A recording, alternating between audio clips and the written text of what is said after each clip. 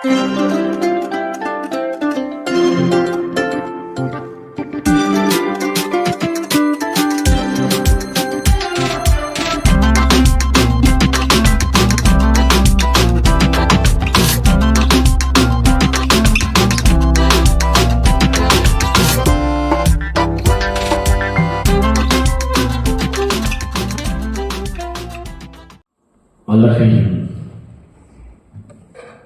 சாவையும் சாகடித்து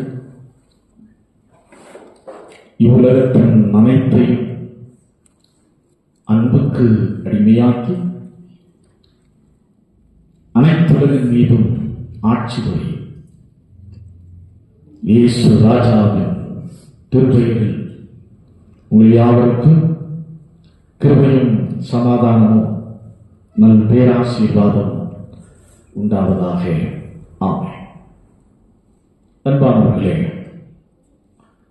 இன்றைக்கு கிறிஸ்து அரசர் திருநாள். கிறிஸ்து அரசர் திருநாள். இந்த சிறப்புமிக்க நாளிலே சிந்தனைக்காக கொடுக்கப்பட்டிருக்கிற திருமறை பகுதி இந்த நாளிலே வாசித்து கேட்ட பழைய ஏற்பாட்டின் பகுதி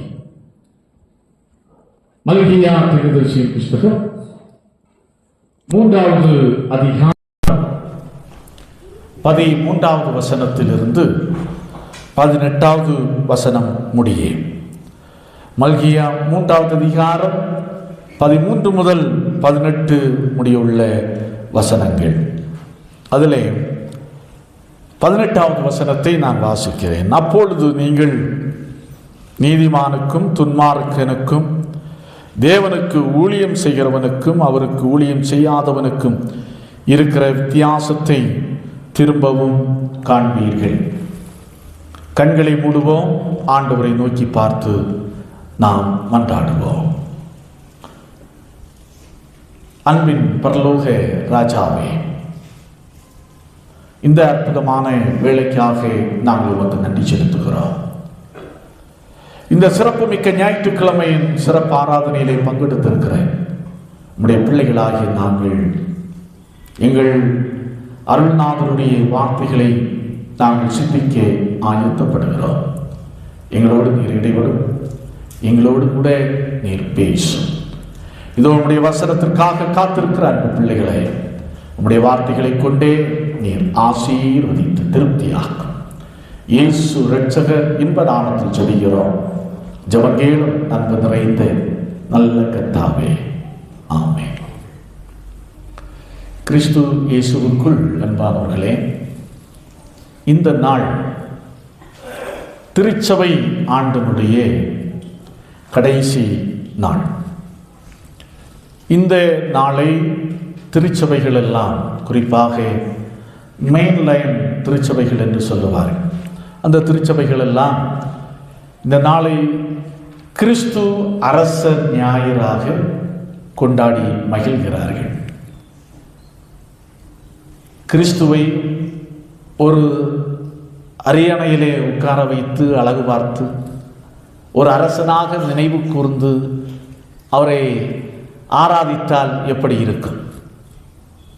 அதை ஒரு அரசனாக நினைவு கூர்ந்து அவரை கொண்டாடி மகிழ்வதற்கு கொடுக்கப்பட்டிருக்கிற நாள் தான் இந்த நாள், கிறிஸ்து அரச திருநாள். அன்பானவர்களே, மத்தேயு எழுதிய நற்செய்தியாளர்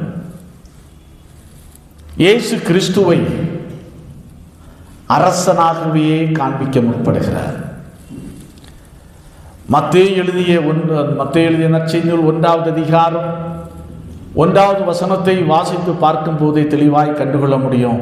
அங்கு ஒரு காரியத்தை வலியுறுத்தி சொல்லுகிறார். தாவீதின் குமாரன் அப்படின்னு சொல்லுகிறார்.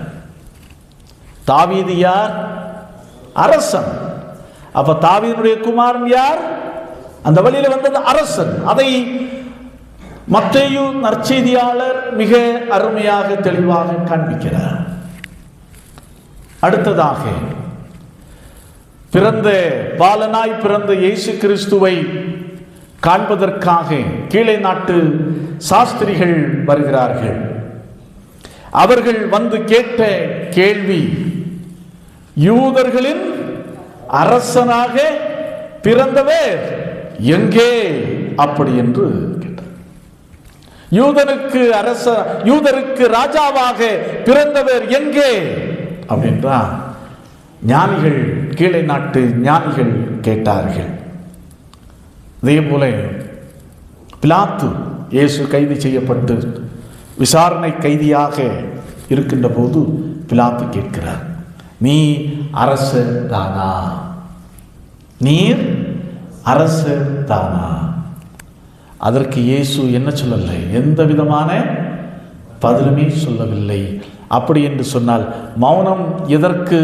இது சம்மதத்திற்கான அடையாளம். அப்போ கிறிஸ்துவை அரசராகத்தான் திருமறையும் நமக்கு வெளிப்படுத்துகிறது. அப்போ இந்த நாள் நமக்கு கற்றுத்தருகின்ற ஒரு பெரிய காரியம், கிறிஸ்துவை அரசராக கொண்டாடி மகிழுங்கள்.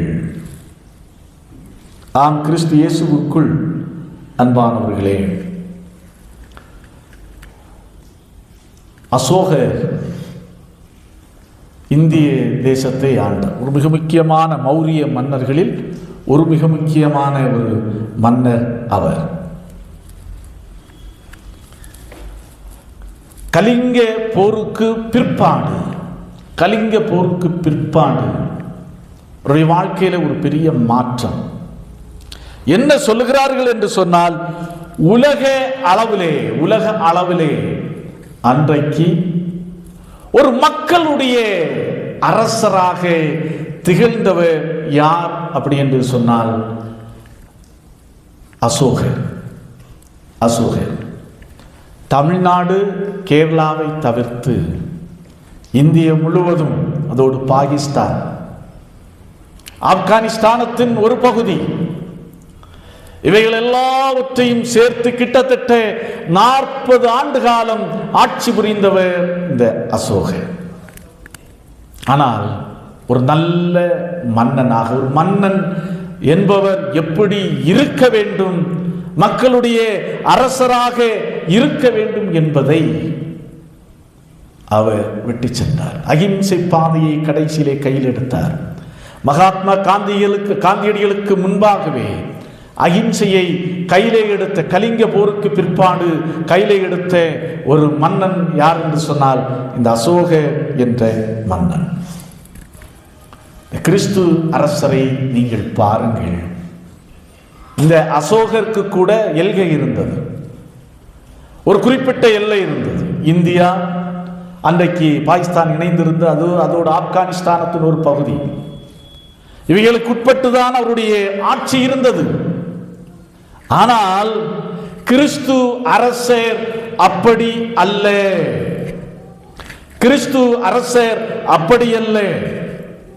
அவர் எப்பேற்பட்ட அரசர் என்பதை இந்த நாளுக்குரிய நான் வாசித்து கேட்ட நிருப பகுதியிலே மிக அழகாக பவுலடிகளார் கொலோசு திருச்சபைக்கு மிக அழகாக சொல்லுகிறார். அப்போஸ்தலனாகிய பவுல் கொலோசு திருச்சபைக்கு எழுதிய நிருபம் 1வது அதிகாரம், கொலோசியர் 1வது அதிகாரம் பாருங்கள், 13வது வசனத்திலிருந்து 20வது வசனம் முடிய 16வது வசனம் சொல்லுகிறது, 15வது வசனம் சொல்லுகிறது, அவர் அதரிசனமான தேவனுடைய தற்சுரூபமும் சர்வ சிருஷ்டிக்கு முந்தின பேருமானவர். அடுத்தது சொல்லுகிறார், ஏனென்றால் அவருக்குள் சகலமும் சிருஷ்டிக்கப்பட்டது, பூலோகத்தில் உள்ளவைகளும் பரலோகத்தில் உள்ளவைகளும் பூலோகத்தில் உள்ளவைகளும் ஆகிய காணப்படுகிறவைகளும் காணப்படாதவைகளுமான சகல வஸ்துக்களும், சிங்காசனங்களானாலும் கர்த்தத்துவங்களானாலும் துறைதரங்களானாலும் அதிகாரங்களானாலும் சகலமும் அவரை கொண்டும் அவருக்கென்றும் சிருஷ்டிக்கப்பட்டன. இப்போ எல்லாவற்றையும் சரியாக படைத்து ஆண்டு கொண்டிருக்கிற அரசர் யார் என்று சொன்னால் கிறிஸ்து அரசர். ஆகையினாலே தான் இந்த நாள் கிறிஸ்துவை அரசராக பார்த்து மகிழ திருச்சபை நமக்கு ஒரு அற்புதமான வாய்ப்பை தந்திருக்கிறது. அப்படி என்று சொன்னால் கிறிஸ்து அரசர் எப்படிப்பட்டவர் என்பதைத்தான் இந்த நாளுக்குரிய சிந்தனைக்குரிய பகுதி நமக்கு மிக தெளிவாக திட்டமாக நமக்கு சொல்லுகிறது. நாம் அந்த அரசரை பின்பற்றுகின்ற காரியத்திலே நாம் எப்படிப்பட்டவர்களாக இருக்க வேண்டும், அவை எப்பேற்பட்ட அரசர் என்பதை மிக தெளிவாக சொல்லுகிறது. அதில் 3 காரியங்களை மாத்திரம் உங்களுக்கு முன்பாக வைத்து இந்த நாளின் இறை செய்தியை நான் நிறைவு செய்ய ஆசிக்கின்றேன். முதலாவது, அரசராகிய கடவுள் சேவிக்கிறதற்கு தகுதியானவர், தகுதியுள்ள அரசர். அதான் 14வது வசனம். தேவனை சேவிப்பது விருதான், அவருடைய கட்டளைகளை கை கொள்ளுகிறதுனாலும் சேனைகளின் கர்த்தருக்கு முன்பாக துக்கித்து நடக்கிறதுனாலும் என்ன பிரயோஜனம்? இது யாருடைய கூற்று என்று சொன்னால் இஸ்ரவேல் மக்களுடைய கூற்று. பாபிலோன் நாட்டிலே கிட்டத்தட்ட 1-2 ஆண்டுகள் அல்ல, 70 ஆண்டு காலம் அடிமைப்பட்டு கிடந்தார்கள் பாபிலோன் நாட்டிலே. ஒரு வழியாக அங்கிருந்து மீண்டும் அவர்கள் சொந்த தேசம் திரும்புகிறார்கள். பெரிய போராட்டத்திற்கு பிற்பாடு ஆலயம் கட்டப்படுகிறது. மக்கள் மகிழ்ச்சியோடும் குதூகலத்தோடும் வாழ்ந்து கொண்டிருக்கிறார்கள். இப்போது அவர்களுக்கு பிரச்சனை இல்லை.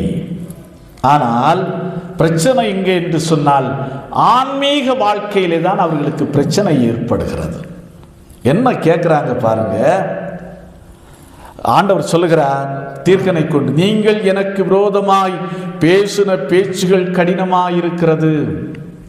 ரொம்ப சுகமாய் வாழ ஆரம்பித்த பிற்பாடு அவர்களுடைய பேச்சுகள் எல்லாமே கடவுளுக்கு எதிராக இருக்கிறது.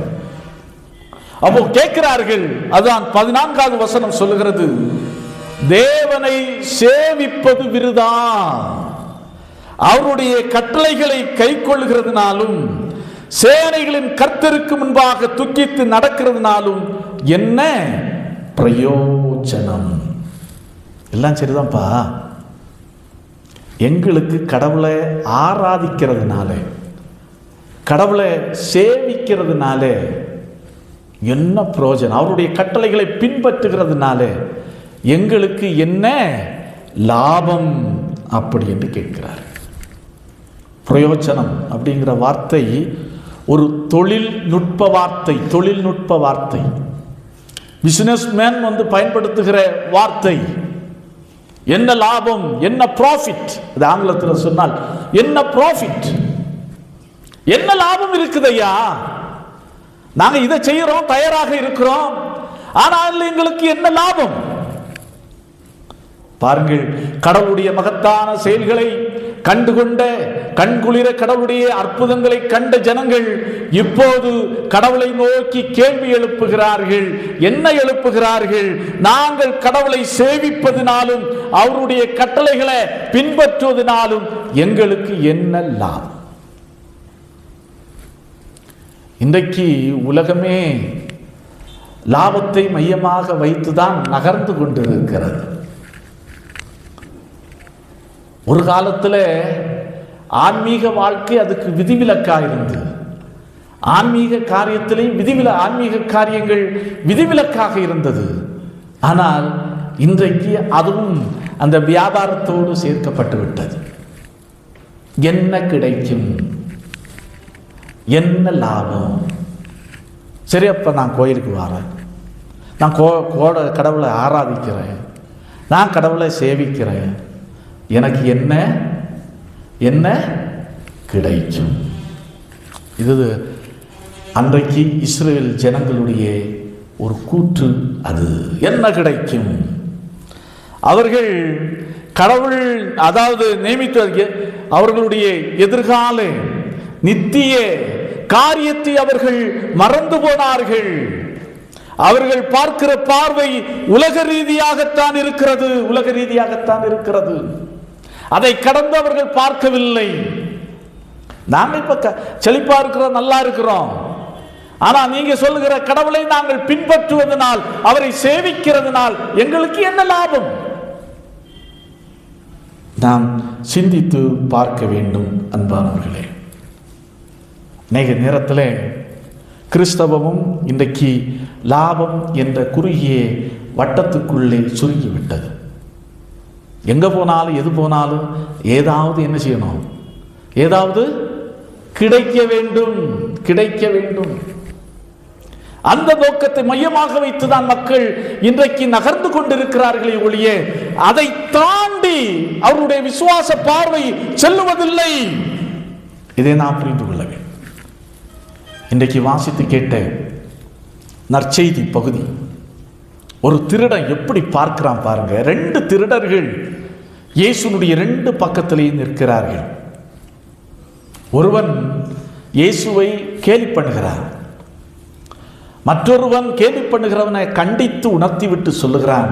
இயேசுவை பார்த்து ஒரே ஒரு காரியத்தை சொல்லுகிறான், நீர் உம்முடைய ராஜ்யத்தில் வரும்போது என்ன செய்யும், அடியனை நினைத்தருளும். நீர் உம்முடைய ராஜ்யத்தில் வருகின்ற போது அடியனை என்ன செய்தருளும், நினைத்தருளும். அவனுடைய பார்வை உலகத்தோடு நிற்கவில்லை, உலகத்தை தாண்டி நிற்கிறது. இந்த சிலுவையிலே தொங்குகிற ராஜா ஏற்கனவே அவன் பார்க்கிறான். நன்றாய் கவனியுங்கள், இவர் யூதருக்கு ராஜா என்று எந்த மொழிகளிலே அவர்கள் பெயர் பலகையை தொங்க விட்டார்கள்? பெயர் பலகையை கிரேக், லத்தீன், எபிரேய 3 பாஷைகளிலே இவர் யூதருக்கு ராஜா என்று தொங்க விடுகிறார்கள். ஆனால் கேலிக்காக அவர்கள் தொங்க விடுகிறார்கள்.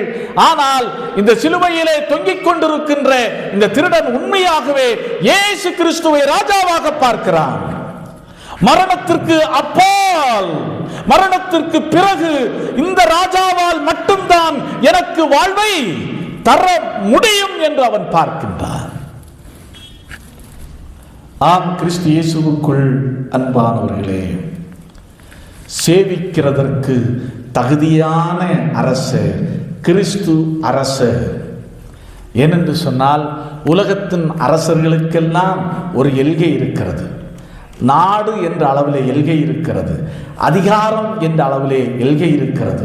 மிஞ்சி போனால் அவன் மரணம் வரைதான் நடத்த முடியுமே தவிர அதற்கு பிறகு எதுவுமே செய்ய முடியாது.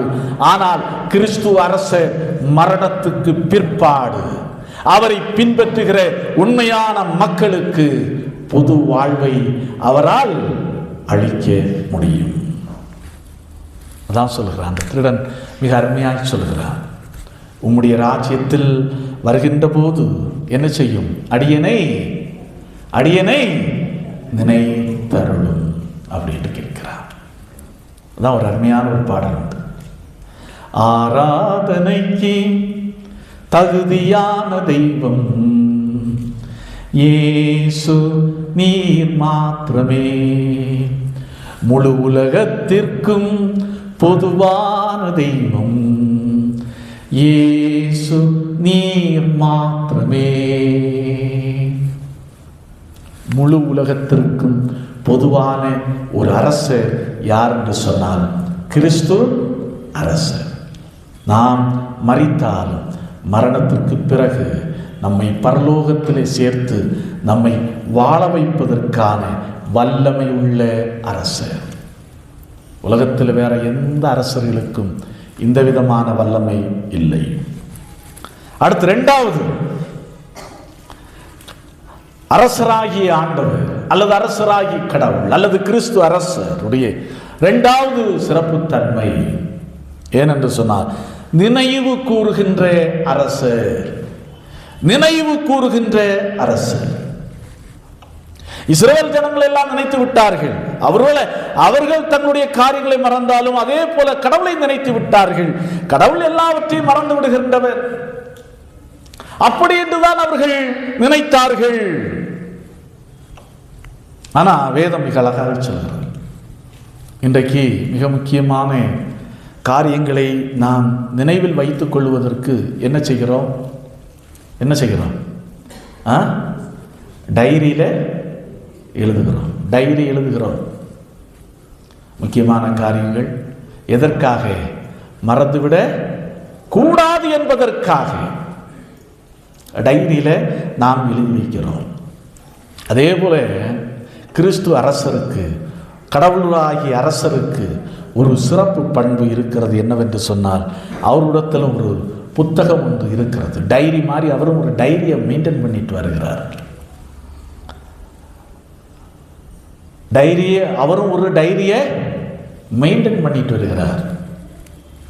அவருடைய பிள்ளைகளை, அவரை நேசிக்கிறவர்களை, அவரை ஆராதிக்கிறவர்களை, அவரை உண்மையாய் பின்பற்றுகிறவர்களை, அவருடைய பெயர்களை எல்லாம் கடவுள் என்ன செய்து வைத்திருக்கிறார்? அதில் எழுதி வைக்கிறார். அதை நாம் புரிந்து கொள்ள வேண்டும். அதான் யாத்ராகம புஸ்தகம் 32வது அதிகாரம் 32வது வசனத்தை வாசித்து பார்க்கின்ற போது தெளிவாய் கண்டுகொள்ள முடியும். மோசே கடவுளை பார்த்து கதறி சொல்லுகிறான், நீர் எழுதினிய உம்முடைய புஸ்தகத்திலிருந்து என் பெயரை கிறுக்கி போடும், அடித்து போடும். ஏன் அடித்து போடும்? இவர்கள் பொற்கன்று குட்டியை செய்து வழிபட்ட காரணத்திற்காய் இந்த ஜனங்களை நீர் அழித்துக் கொண்டிருக்கிறீர். தயவு செய்து அழிக்காதிரும். இன்னும் உம்முடைய கோபம் தணியவில்லை என்று சொன்னால், இன்னும் இந்த ஜனத்தை நீர் அழித்துக் கொண்டு இருப்பீர் என்று சொன்னால், என்னுடைய பெயரை என்ன செய்து போடும்? உம்முடைய புஸ்தகத்திலிருந்து என் பெயரை கிறுக்கி போடும், அப்படியே அழித்து போடும், கட் செய்து விடும் அப்படின்னு சொல்லுகிறார். சங்கீதம் 87:6 சொல்லுகிறது, பாருங்கள், கர்த்தர் ஜனங்களை பேர் எழுதும் போது இந்நாள் அதிலே பிறந்தான் என்று என்ன செய்யப்படும்? பிறந்தான் என்று தொகையிடுவார். அது எழுதி வச்சிருப்பார். அப்போ கடவுள் ஒரு டைரியை மெயின்டைன் பண்ணிட்டு வருகிறார். அதான் தானியேல் புஸ்தகத்திலையும் பார்க்க முடியும், வெளிப்படுத்தல் புஸ்தகத்திலையும் பார்க்க முடியும். அப்போ நம்முடைய பெயர் அங்கே என்ன செய்யப்பட்டிருக்க வேண்டும்? எழுதப்பட்டிருக்க வேண்டும். அதுதான் மிக மிக முக்கியமானது. அவருடைய பிள்ளைகளை கடவுள் ஒருபோதும் மறந்து போகிறதில்லை. அவருடைய ஞாபகார்த்த புஸ்தகத்திலே அதுதான் 16வது வசனம் சொல்லுகிறது, அருமையாய் சொல்லுகிறது, கர்த்தருக்கு பயந்தவர்களுக்காகவும் அவருடைய நாமத்தை தியானிக்கிறவர்களுக்காகவும் ஞாபக புஸ்தகம் ஒன்று அவருக்கு முன்பாக எழுதப்பட்டிருக்கிறது. ஆலயத்தில் உள்ள ரெக்கார்ட்ல, ஆலயத்தில் உள்ள ரெஜிஸ்டர்ல பெயர் மட்டும் எழுதப்பட்டால் போதாது. ஆண்டவருடைய ஞாபக புஸ்தகத்தில் என்ன செய்யப்பட வேண்டும்? நம்முடைய பெயர் எழுதப்பட வேண்டும். ஆண்டவர் சாதாரணமானவர் அல்ல. அவர் அரசனாய் இருந்தாலும் உலகில் உள்ள மக்கள், அவருக்காக வாழ்கிற மக்களுடைய பெயர்களை எல்லாம் அவர் தன்னுடைய ஞாபக புஸ்தகத்தில் எழுதி வைக்கிறார். அப்பேற்பட்ட சிறப்பு மிக்கவர் நம்முடைய கடவுள். யாரும் திருடிட்டு அவரிடத்திலிருந்து திருடிட்டும் போக முடியாது, அல்லது இடையில பேரும் செருக முடியாது, ஒன்றுமே பண்ண முடியாது. அவ்வளவுக்கு சிறப்பு மிக்க புத்தகம் அது.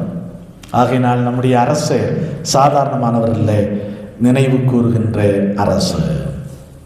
அடுத்து 3வதாக வித்தியாசத்தை காண்பிக்கிற அரசு.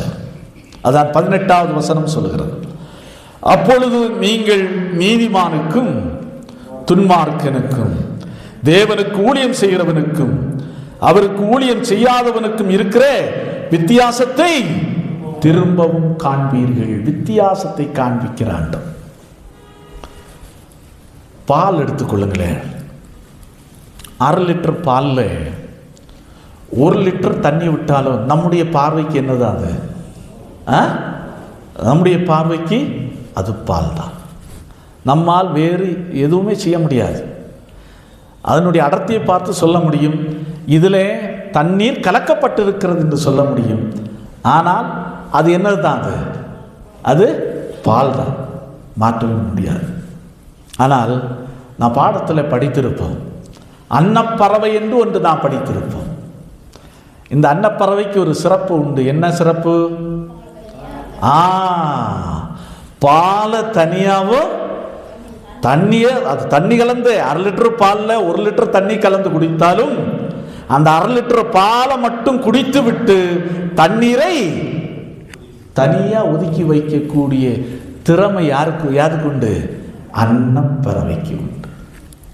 கடவுளுடைய படைப்பில் ஒன்றாக இந்த அன்னப்பறவைக்கே இந்த சிறப்பு குணம் இருக்கும் என்று சொன்னால், எல்லாவற்றையும் படைத்து ஆண்டு கொண்டிருக்கின்ற ராஜாதி ராஜாவாகிய கர்த்தர் எப்பேற்பட்ட சிறப்பு மிக்கவராக இருப்பார்.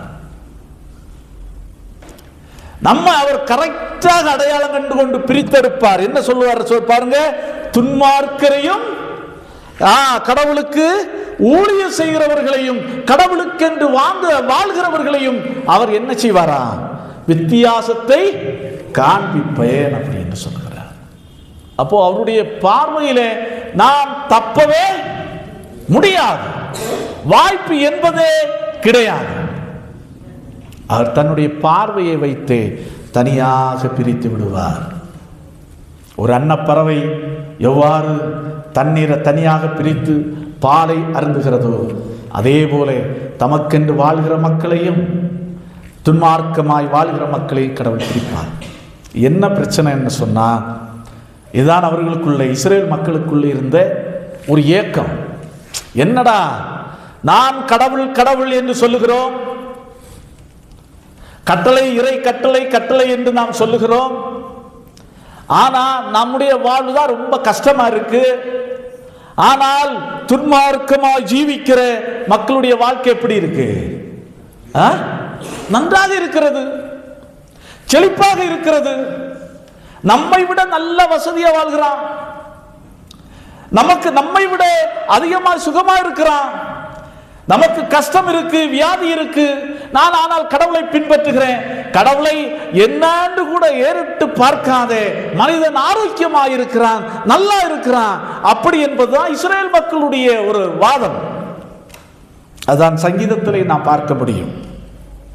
73வது சங்கீதம் 3வது வசனம் சொல்லுகிறது, துன்மார்க்கரின் வாழ்வை நான் காண்கையில் வீம்புக்காரராகிய அவர்கள் மேல் பொறாமை கொண்டேன்.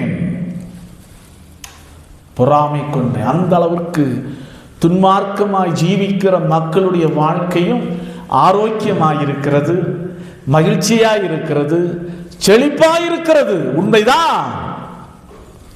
ஆனா நீங்க அதுக்காக கடவுளை நான் சேவிக்க மாட்டேன் என்றெல்லாம் சொல்லாதீர்கள். ஒன்றை நன்றாய் புரிந்து கொள்ளுங்கள், கடவுள் இந்த உலகத்திலே மீண்டும் அரசராக வருகின்ற போது கடவுள் என்ன செய்வார்? வித்தியாசத்தை காண்பிப்பார்.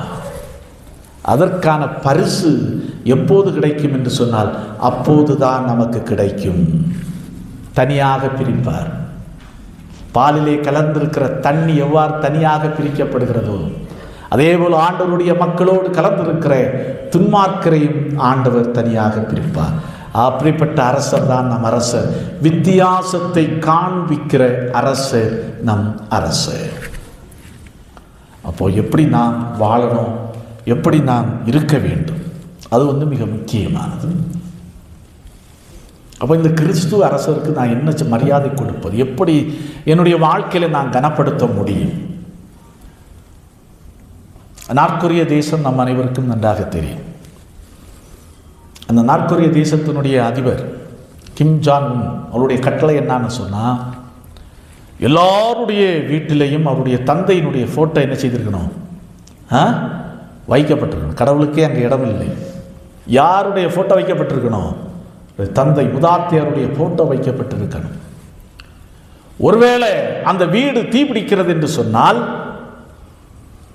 தீப்பிடிக்கிறோம்னா நம்ம யாரை காப்பாற்றுவோம்? மனைவி பிள்ளைகள் உயிரோடு இருக்கிறவர்களை காப்பாற்ற முற்படுவோம். அப்படியல்ல அந்த தேசத்திலே. ஒருவேளை அந்த வீடு தீப்பிடிக்கிறது என்று சொன்னால் முதலாவது யாருக்கு தீ காயப்படக்கூடாது? அந்த போட்டோவுக்கு தீ காயப்படக்கூடாது. அந்த போட்டோவுக்கு தீக்காயம் பட்டுதுன்னா அந்த குடும்பமே அழிந்தது என்று அர்த்தம். அப்ப நீங்க உயிரோடு இருக்கிறீங்களோ இல்லையோ, முதலாவது காப்பாற்ற வேண்டிய பொறுப்பு நாட்டினுடைய தலைவன், முன்னாள் தலைவனுடைய போட்டோவை நீங்க காப்பாற்ற வேண்டிய பொறுப்பு உங்களுக்கு. அப்ப என்ன செய்யணும்? தீ வந்தாலும் தன் உயிர் போனாலும் போட்டோவுக்கு ஒரு சின்ன தீக்காயம் கூட வரக்கூடாது. ஆண்டவர் நம்மிடத்தில் அப்படியெல்லாம் எதிர்பார்க்கல. என்னை கொண்டு போய் ஒரு ஃபோட்டோவை வச்சு வீட்டில் வச்சு வழிபட அப்படியெல்லாம் சொல்லலை. ஆபத்து வந்தால் ஃபோட்டோ எடுத்துக்கொண்டு ஓடு என்று சொல்லவில்லை. கிறிஸ்து அரசர் நம்முடைய வாழ்க்கையில எதிர்பார்க்கிற ஒரே ஒரு காரியம் என்னவென்று சொன்னால், அந்த கிறிஸ்து அரசரை எங்க நம்ம உட்கார வைக்கணும்? நம்முடைய இதய சிம்மாசனத்திலே நாம் அவரை அமர வைக்க வேண்டும். இது நம்முடைய வாழ்க்கையில் புரிந்து கொள்ள வேண்டும். வேற எங்க இடம் கேட்கல. அவர் அதிகாரத்தை பயன்படுத்தி, வல்லமையை பயன்படுத்தி நம்மை எங்கேயும் அழிக்க வேண்டும் என்று விரும்புகிற கடவுள் அல்ல. அவர் அன்புள்ள அரசர், அன்புள்ள கடவுள். அப்போ அந்த கடவுளுக்கு நாம் எங்கே இடம் கொடுக்கணும்? நம்முடைய இதய சிம்மாசனத்திலே இடம் கொடுக்க வேண்டும். நிச்சயமா அப்படி என்று சொன்னால் நம்முடைய வாழ்வை அவர் பிரகாசமாக்குவார். அதான் இன்றைக்கு சங்கீதக்காரன் சொல்கிறார் பாரு. இன்றைக்கு வாசித்து கேட்ட சங்கீதம் 46வது சங்கீதத்தை நான் வாசித்து பார்க்கின்ற போது மிக தெளிவாக கண்டுகொள்ள முடியும். அவர் என்ன செய்கிறார் என்று சொன்னால், பூமியின் பால் கடிப்புகளை நடப்பிக்கிற கர்த்தருடைய செய்களை வந்து பாருங்கள். அவர் பூமியின் கடைமுனை மட்டும் யுத்தங்களை ஓயப்படுகிறார். வில்லை ஒடித்து ஈட்டியை முறிக்கிறார். ரதங்களை நெருப்பினால் சுட்டரிக்கிறார். நீங்கள் அமர்ந்திருந்து நானே தேவன் என்று அறிந்து கொள்ளுங்கள். ஜாதிகளுக்குள்ளே உயர்ந்திருப்பேன், பூமியிலே உயர்ந்திருப்பேன். நீங்க இதய சிம்மாசனத்தில் அவருக்கு இடம் கொடுத்து அவரை அமரச் செய்வீர்கள் என்று சொன்னால், நிச்சயமாய் உங்களுக்கு எதிராக எழுப்புகின்ற யுத்தங்களை அவர் ஓய பண்ணுவார். உங்களுக்கு எதிராக தொடுக்கப்படுகின்ற வில்லை ஒடிப்பார், ஈட்டியை முறிப்பார். உங்களுக்கு எதிராக வருகின்ற ரதங்களையும் கடவுள் நெருப்பினால் சுட்டரிப்பார். ஆகையினால் நீங்க கொஞ்சம் அமர்ந்துங்க. இப்போ என்ன செய்ய வேண்டும் என்று சொன்னால், கிறிஸ்து அரசருக்கு நம்முடைய உள்ள சிம்மாசனத்தை திறந்து கொடுத்து அவரை வைத்து நம்முடைய வாழ்க்கை பயணத்தை தொடர்வோம் என்று சொன்னால், நிச்சயமாய் இந்த வருடத்தின் கடைசி நாட்களும் அடியெடுத்து வைக்க இருக்கிற புதிய ஆண்டும் நமக்கு பேராசீர்வாதமாக அமையும். ஆண்டவர் தாமே இந்த வார்த்தைகளை கொண்டு நம் ஒவ்வொருவரையும் ஆசீர்வதிப்பாராக. ஆமென். எல்லா புத்திக்கு மேலான தெய்வ சமாதானம் உங்கள் இருதயங்களையும் சிந்தனைகளையும் கிறிஸ்து இயேசு நாமத்தால் காத்துக்கொள்வதாக. ஆமென்.